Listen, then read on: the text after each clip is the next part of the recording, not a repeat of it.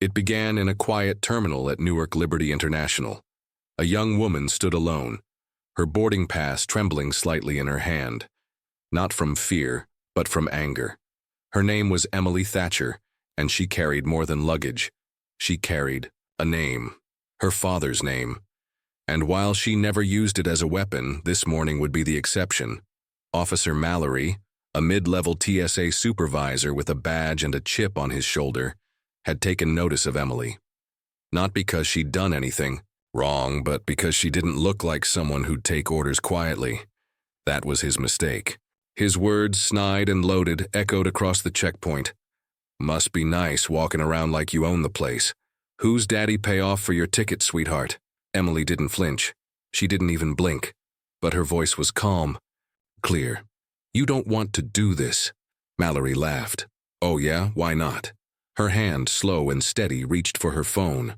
One name in the favorites list. No words, just a call. 3,000 miles away in a workshop deep in the Mojave Desert, a phone vibrated on an old metal table. A man's hands, calloused, steady, picked it up. He didn't need to ask why she was calling. He could hear it. In her silence, Emily, he said. Her breath was shallow, controlled. I'm at the airport. He's crossing a line. That was all he needed. Let us know in the comments where you're watching from, because what happens next will remind you that some men don't shout to be heard. They show up, quietly. And when they do, regret follows like a shadow. Emily Thatcher was 24, fiercely independent, and had inherited more than her father's icy stare. She was a law student at Columbia, heading to a judicial internship in D.C. Her mother had passed when she was young. Her father raised her with silence and steel. No bedtime stories, but hard truths delivered with love, disguised as discipline. That father, of course, was Jack Thatcher. Jack didn't work in law, though he understood justice better than most judges. He didn't wear a badge, didn't answer to a chief, and didn't carry a gun anymore. He used to, back when the world was darker and his job demanded it. But after walking away from covert government work, he settled for something quieter. Wrenches, motors, peace. He rarely interfered in Emily's life. Not because he didn't care, but because he trusted her. She earned that trust. She fought for it. But at Newark, trust wasn't the issue. Respect was. Officer Kyle Mallory, a man with barely passed credentials and years of bitterness boiling beneath his pressed uniform, saw in Emily a challenge to his authority. She was polite, composed, smarter than him, and he could feel it. That was enough to provoke him. He stopped her at the metal detector, claimed her laptop case looked suspicious, made her step aside, waited until others were watching, then raised his voice, dropping condescending remarks with the precision of a man used to petty power plays. Emily tried to de-escalate. She offered explanations, smiled, but that only fueled him. By the time she made the call, it wasn't to be rescued, it was a warning. She knew what her father was capable of. She also knew he wouldn't come with fists. He'd come with silence that made men speak, and presence that made them shrink. Jack didn't. Rush. That was never his way. When the call ended, he stood still for a moment, listening to the quiet hum of the desert wind. He turned to his tool chest, wiped his hands on a rag, and slipped on his leather jacket, the one he hadn't worn in years. 3 hours later, he was walking through Newark's terminal. No announcements, no fanfare. He moved like a ghost with a destination. Emily waited near the security checkpoint, seated, pale from the confrontation but holding her ground. Mallory had backed off after she made the call, but only slightly. He hovered near the metal detector, eyeing her like a lion pacing outside a glass cage. When Jack appeared, he didn't look like trouble. Just another father, until you looked into his eyes, where the weather never changed. He walked past the terminal shops, past the idle travelers, straight to his daughter. You okay? He asked. She nodded once. He humiliated me. In front of everyone. Jack's eyes drifted to Mallory. He's still here, she said. Jack turned. He didn't speak. He walked. Mallory, sensing something he didn't yet understand, squared up with the bravado of a man used to barking orders. This is a secure area, he said. You can't be back here. Jack's voice came low, steady. "You're going to apologize." "To my daughter," Mallory smirked. "Is that right?" Jack didn't repeat himself. He didn't need to. Within seconds, surrounding agents began noticing the shift. Not from Jack, but from Mallory, who was suddenly stammering, flushed, because some men walk in with a presence that rewrites the atmosphere. The ones who've seen real danger, real war. They don't need to yell. They just look you in the eye, and you feel it.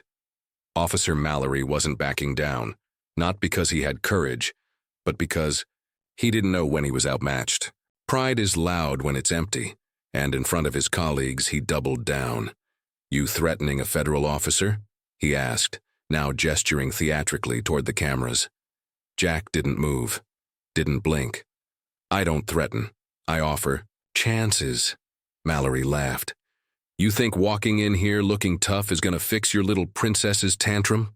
The words echoed louder than intended. Jack saw the pain flicker across Emily's face. That was enough. "No," Jack said. "But the truth will."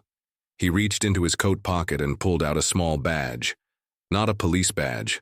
Older. Faded. A government insignia no longer in circulation, marked Classified Security Clearance Level 4. He held it out, not to intimidate, but to inform. Mallory glanced at it, then blinked. "I know who you are," he whispered, voice lower now. "Then you know what happens next if you don't make this right," Jack replied. Mallory swallowed hard, but still resisted. "I've got rules, procedures." "No," Jack said, "you've got ego and it just walked you into a wall." Around them, silence grew. Passengers stopped pretending not to listen. A supervisor approached from behind, sensing the tension. She was older, sharp-eyed, watched Jack closely, then looked at Mallory. "What's going on here, Kyle?" He's disrupting security." "Protocol?" Emily stood up. "He humiliated me in front of a crowd, called me names, delayed me without cause." The supervisor turned to Mallory. "Is that true?" Mallory hesitated. Jack watched him. Not with anger, but with the patience of a man who's seen darker men do worse things and still found a way to walk away. "I'll wait," he said. "But I won't wait long." Mallory was unraveling. In the cold light of accountability, his false confidence began to fade. He wasn't facing a brute. He was facing a father. And the difference mattered. Jack's presence didn't threaten him physically. It threatened his entire illusion of control. That illusion was what Mallory built his power on. Emily, meanwhile, stood taller. Her fear had transformed. With her father at her side, she wasn't intimidated anymore. She was centered. The balance had returned. But this wasn't just about her. It was about every time a man in a uniform used it as armor for cruelty. Every woman who'd been dismissed, talked down to, silenced. Emily knew the law. But she also knew the limits of justice on paper. Some things had to be spoken aloud, witnessed. Jack leaned closer to Mallory. Not to intimidate, but to say something quiet. "My daughter fights her battles. She doesn't need me to win. But she called because she wanted you to know. She's not alone." Mallory said nothing. His face was red. His hands shook. He wasn't used to consequence. The supervisor asked again, "Kyle, did you insult her?" Mallory looked around. No allies in sight. "I might have been out of line." "Out of line," the supervisor repeated. "You publicly degraded a passenger. That's more than out. Fline." Emily met Mallory's eyes. "It's not about your job, it's about the way you used it." She turned to her father. "Let's go." But Jack didn't move yet. "I need to hear it," he said. Mallory swallowed, looked down. "I'm sorry," he mumbled. To her, Jack said. Mallory turned to Emily. "I'm sorry, miss. I was wrong." Jack nodded once, then walked away with his daughter. It wasn't revenge, it was restoration.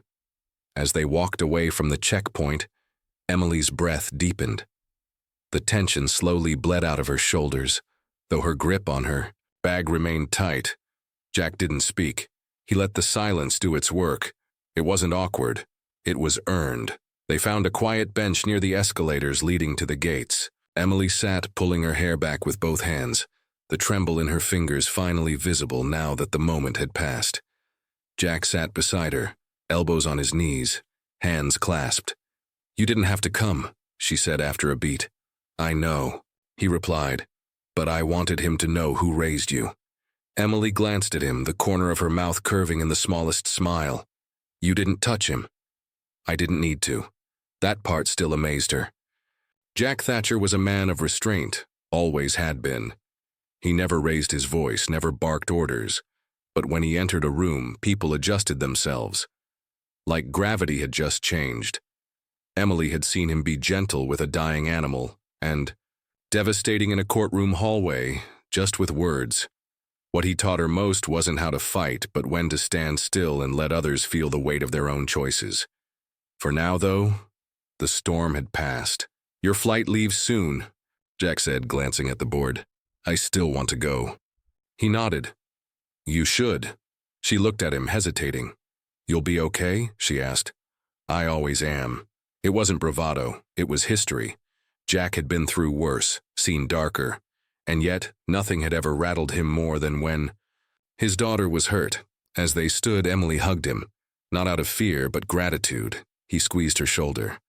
"Call me when you land." Just when Emily thought it was over, the airport speakers crackled to life. "Passenger Emily Thatcher, please return to gate B3 immediately." Jack turned. Emily blinked. "That's my gate." A sinking sensation crept into her chest. They returned to the boarding area, where a uniformed airline staffer stood waiting, expression tense. She leaned in close to Emily. "I'm so sorry," she whispered. "The TSA flagged your name, said you were involved in an incident. They're holding your boarding." Emily's heart sank. "They can't do that. The supervisor already cleared." No, but someone escalated it upstairs." Jack's jaw tightened, but his voice was calm. "Who gave the order?" The woman hesitated, then nodded subtly toward a figure just down the hall.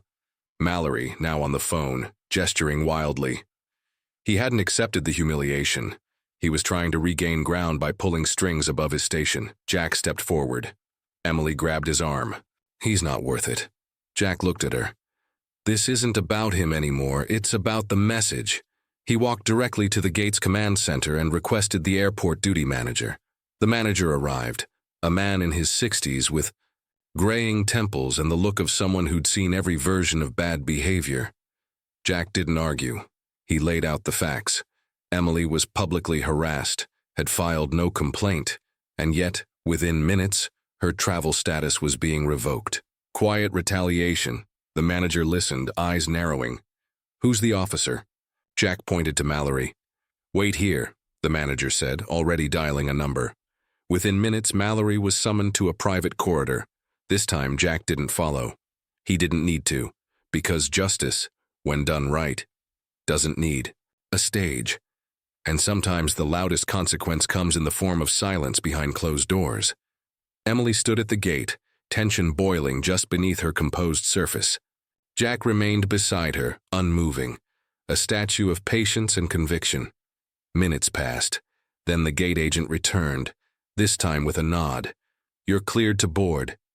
Emily exhaled hard, relief mixing with lingering disbelief. "Thank you." The gate doors opened, and passengers began filing down the jet bridge. Emily turned to her father. "What do you think they're telling him in there?" Jack didn't smile, but his voice held a certain calm. "The truth. And probably a few options." She glanced toward the corridor. Mallory was gone now.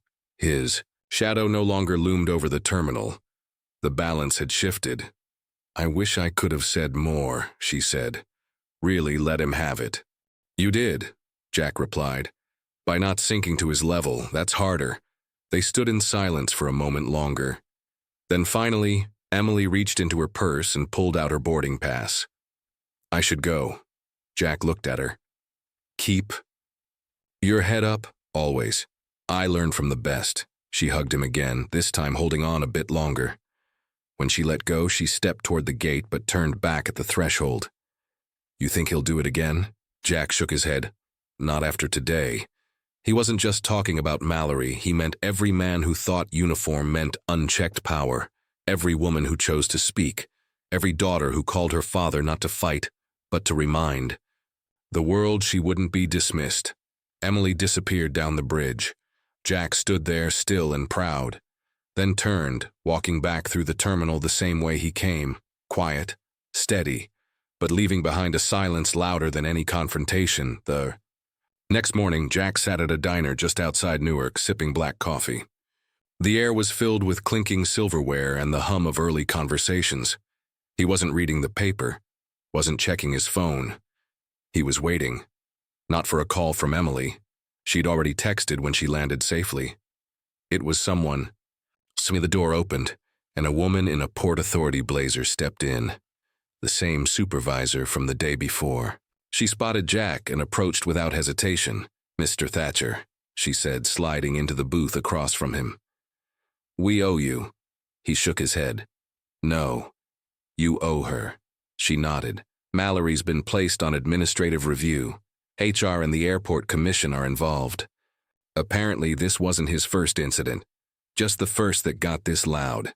Jack sipped his coffee. "He's not the only one," she added. "But this one sent a message." He looked up at her.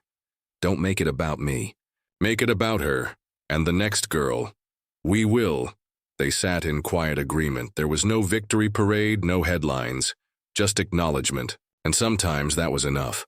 When the supervisor left, Jack paid his tab and stepped out into the brisk morning. He pulled out his phone and stared at the last message from Emily.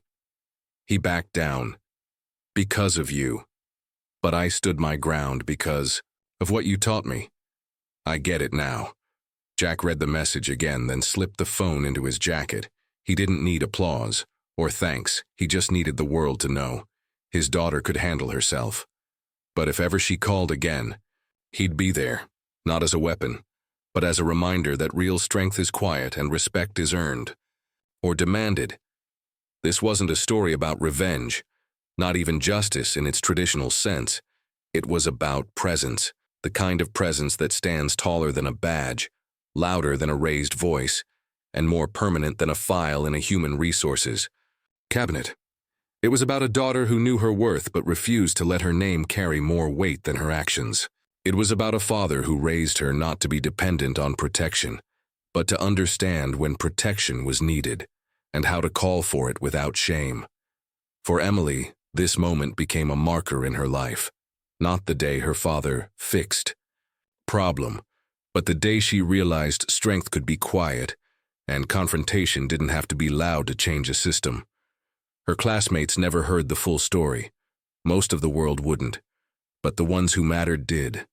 And for Jack, this wasn't about legacy.